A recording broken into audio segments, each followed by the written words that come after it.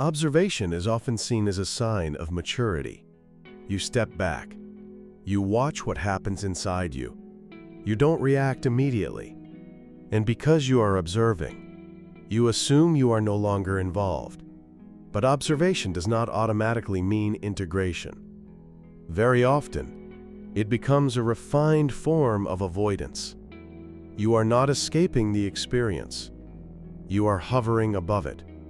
You see the emotion, but you don't enter it. You notice the reaction, but you don't allow it to move through you. And that distance feels controlled. It feels calm. It feels intelligent. It feels safe, because observation keeps intensity contained. You are close enough to understand, but far enough not to be affected. This is why observation is attractive. It gives you the sense of mastery, without the risk of exposure. You can say, "I'm observing my anger. I'm noticing my anxiety. I'm watching the pattern unfold." And all of this sounds grounded. But notice what is missing. The body is not involved. The sensation is not completing. The emotion is not resolving. It is being watched. And being watched is not the same as being processed. The nervous system does not integrate what is kept at a distance. It integrates what is allowed to be felt directly. This is why some people become very skilled observers, and yet remain unchanged. They don't react. They don't explode. They don't act out. But they also don't release. The tension stays contained. The emotion stays suspended. The pattern stays intact.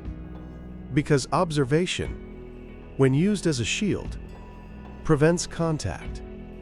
And contact is what changes things. Observation without contact is still avoidance.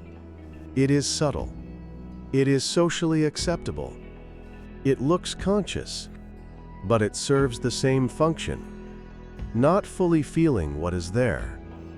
This is why observation can become rigid. You always stay in the observer position. You never step down into experience. And over time, that position becomes identity. I'm someone who observes. I don't get caught in emotions. I stay detached. But detachment is not freedom. It is containment. And containment requires effort. The effort of holding experience at a safe distance.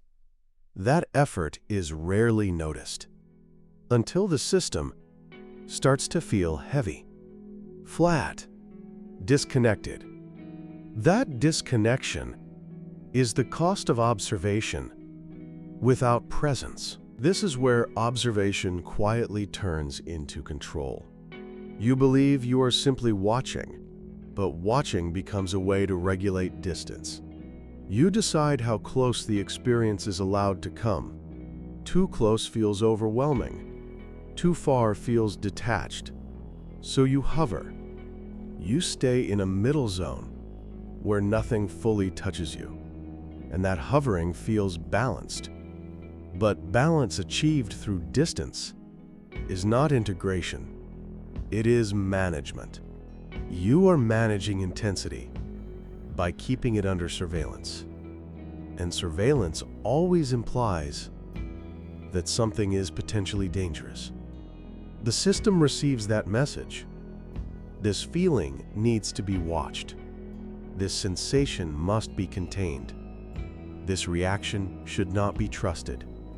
So the nervous system remains alert, not because the emotion is strong, but because it is not allowed to complete. Completion requires dissent. It requires stepping out of the observer role and into sensation. And that step feels like loss of control. Because you are no longer monitoring, you are participating. This is why many people avoid that step. They mistake participation for regression. If I feel it fully, I will lose clarity. If I step in, I will get overwhelmed. But clarity that depends on distance is fragile. The moment distance collapses, clarity disappears. True regulation does not require distance. It requires capacity. Capacity to stay. Capacity to feel. Capacity to allow intensity without interference. Observation builds knowledge. It does not build capacity. Capacity is built only through contact. This is why observation plateaus. At first it helps. It slows reactions. It creates space. But then it stops working. Because space without contact becomes avoidance. And avoidance always has a cost. The cost is vitality. You don't feel overwhelmed, but you don't feel alive either. Emotions lose sharpness. Experience feels muted. Presence feels thin. This is often described as calm, but it is not calm. It is containment, and containment requires constant effort. The effort of holding experience back. That effort is subtle, but it accumulates. Until one day, something breaks through. An outburst, a collapse, a sudden reaction, and you think, I thought I was observing. You were. But observation was not enough. Because what needed to happen was not observation. It was completion. This is where observation needs to change its function. Not to watch from a distance, but to allow descent. Observation is useful when it opens contact, not when it replaces it. The shift is subtle. Instead of observing the emotion, you stay with the sensation. Instead of watching the reaction, you feel the impulse in the body. No commentary, no positioning, no interpretation, just sensation unfolding.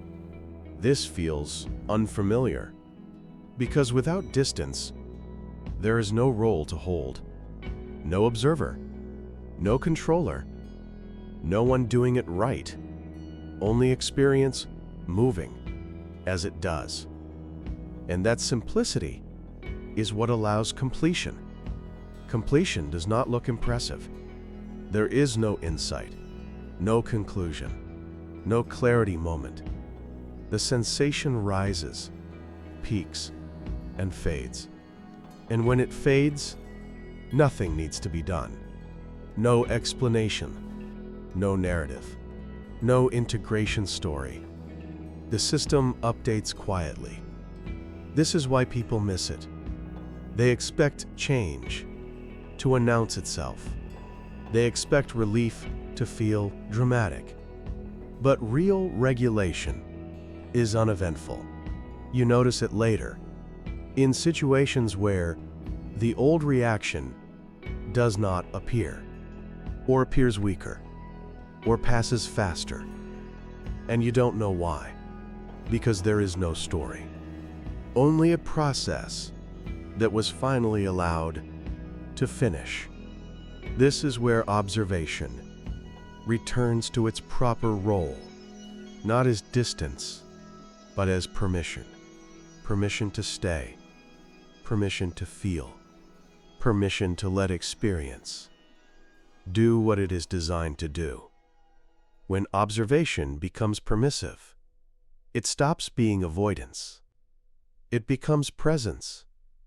And presence does not disconnect you from emotion. It reconnects you to completion. That reconnection is what restores vitality, not intensity, not drama, but a quiet sense of being here, unfiltered, undistanced, available. This is why observation alone is never the end.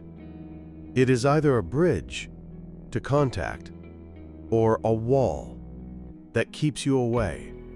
Seeing the difference is what makes observation useful again. This is inner cognition.